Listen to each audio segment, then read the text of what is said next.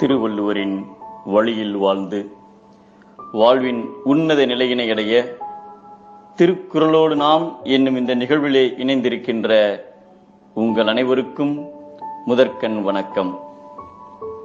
குறள் எண் 887, அதிகாரம் உட்பகை. உறையூரை ஆண்ட சோழ மன்னன் இளஞ்சேட்சென்னி. இவருடைய உடன்பிறந்த அண்ணன் பெருஞ்சேட்சென்னி.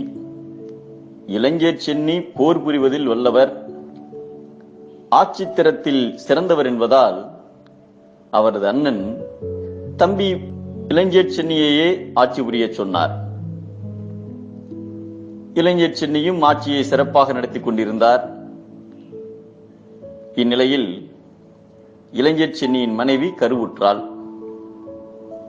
இதனை அறிந்ததும் பெருஞ்சேட்சென்னியின் மனைவியின் மனதில் ஒரு பொறாமை ஏற்பட்டது. தனது கணவரும் மன்னர் என்ற பெருமை பெறவில்லை, நாளை இளஞ்சேட்சென்னியின் குழந்தைதான் இளவரசனாகவும் ஆவார். எனவே தனது கணவருக்கு மன்னராகும் வாய்ப்பு இருந்தும் தனது குழந்தைக்கு இளவரசனாகும் வாய்ப்பு இருந்தும் இரண்டையும் அவரது தம்பி தட்டி பறித்து விட்டாரே என்று ஆதங்கப்பட்டார். அவர்கள் உயிரோடு இருந்தால்தானே இந்த வாய்ப்பு பறிபோனது.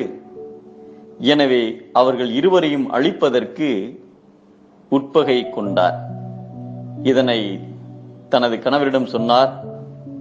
முதலில் அவர் ஏற்றுக்கொள்ளவில்லை என்றாலும் கடைசியில் பெருஞ்சேட்சென்னி, அவரது மனைவி, அவரது மைத்துனர் என அனைவரும் சூழ்ச்சி செய்து ஒரு நாள் இரவில் இளஞ்சேட்சென்னியை கொன்றனர்.